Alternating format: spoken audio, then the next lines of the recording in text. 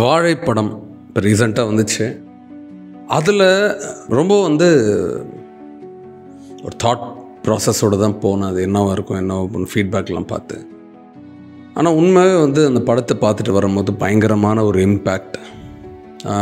2 விஷயத்தை நான் நிச்சயமாக அந்த படத்தில் பாராட்டுவேன். மேக்கிங், எவ்வளோக்கு எவ்வளோ ஆடியன்ஸை என்கேஜ் பண்ண முடியுமோ அப்படிப்பட்ட ஒரு மேக்கிங், ரொம்ப யூனிக்காக அந்த மேக்கிங் இருந்துச்சு. பட் நிச்சயமாக மிஸ்டர் மாரி செல்வராஜோட மாமன்னன் படத்தில் ஸ்டைலாக இருக்கட்டும், பரியரும் பெருமாள் ஸ்டைலாக இருக்கட்டும், அந்த ஸ்டைல் சிங்க் ஆச்சு.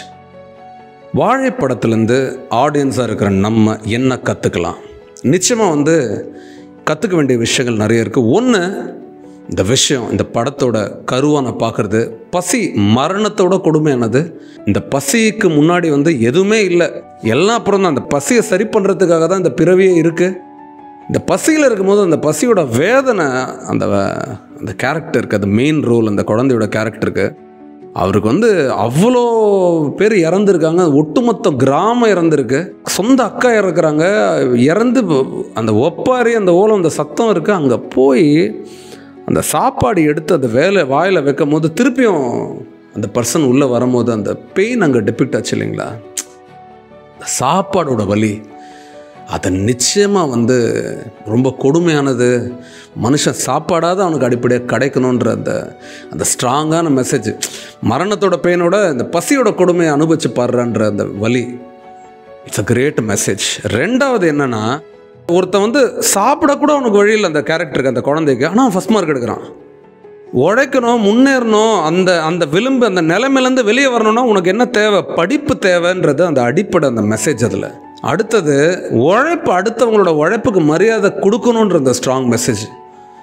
கஷ்டப்படுறவங்க உழைக்கிறாங்க, மேலே ₹1 ₹2 கூட கொடுக்க முடியாத, அந்த ஊதியம் கொடுக்க முடியாத அந்த அடிப்படையில் கஷ்டப்படுற அந்த மக்களோட நிலைமையும், அவங்களுக்காக ஒரு சின்ன ஈவு இறக்கம் கூட காட்டாத அந்த மனநிலை எவ்வளோ கொடுமையானது அப்படின்றது புரிய வைக்குது.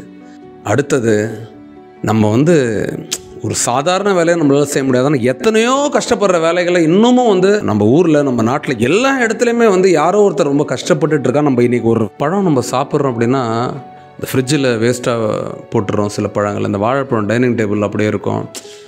அது கொஞ்சம் ஒரு மாதிரி கருத்துட்டா கூட அதை சாப்பிட மாட்டோம். ஆனால் அந்த ஒரு பொருளுக்கு பின்னாடி இத்தனை பேரோட உழைப்பு இருக்கும் போது அதை வீணாக்கக்கூடாதுன்ற அந்த ஸ்ட்ராங் மெசேஜ் நிச்சயமாக இருக்குங்க. இது ஒரு லைட் ஹார்ட்டட் மூவியான, ஹெவி ஹார்ட்டட் மூவியான்னு கேட்டால், அந்த ஃபஸ்ட்டு ஷாட்லேருந்து ஹெவி ஹார்ட்டட் மூவி தான். சாதாரணமாக இந்த படம் இல்லை, கனம், இதயம் தேவை. ஏன்னா ஒருத்தரோட வலியை அங்கே படமாக்கியிருக்காங்க. இந்த வலியெல்லாம் தூக்கிட்டு படமாக காட்டணுமா? இதெல்லாம் தேவையா?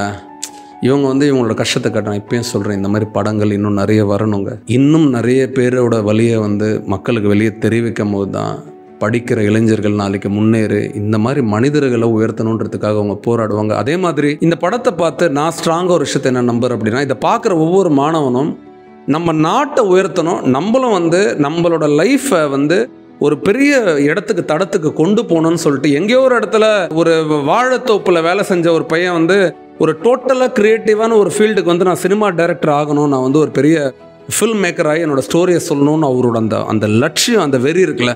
அதே மாதிரி இப்போது எந்த கிராமத்தில் இருந்தாலும் சரி, சிட்டியில் இருந்தாலும் சரி, ஒவ்வொரு மாணவனுக்கும் நானும் முன்னேறி என் லைஃப்பில் நானும் ஒரு இடத்துல நின்று காட்டுவேன்ற அந்த வெறி எல்லாருக்கும் நான் வரணும்னு சொல்லி ஸ்ட்ராங்காக நினைக்கிறேன். நான் இந்த படத்தை பெரிய இன்ஸ்பிரேஷனாக பார்க்குறேன். இது கமர்ஷியல் மூவி இல்லை, ஆனால் மக்கள் இதை ஏன் கொண்டாடுறாங்க, ஏன் சக்ஸஸ்ஃபுல்லாக பண்ணுறாங்க அப்படின்னா, பிடிக்கலன்னு சொல்லிடலாம் டக்குன்னு ஃபீட்பேக்கில். ஆனால் எங்கேயோ ஒரு இடத்துல ஒரு சின்ன உறுத்தல் இருக்குது. ஏன்னா அங்கே இருக்கிறது ஒரு ரியாலிட்டி.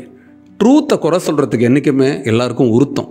உண்மை யாராலையும் குறை சொல்லவே முடியாது, ஏன்னா அதில் உண்மை இருக்குது. இந்த ஃபிலிமில் மேக்கிங்காக சில எலிமெண்ட்ஸ்லாம் ஜாயின் பண்ணியிருக்கலாம். ஃபார் எக்ஸாம்பிள் அந்த டீச்சர் சாங்ஸாக இருக்கலாம், இதெல்லாம் இருக்கலாம்.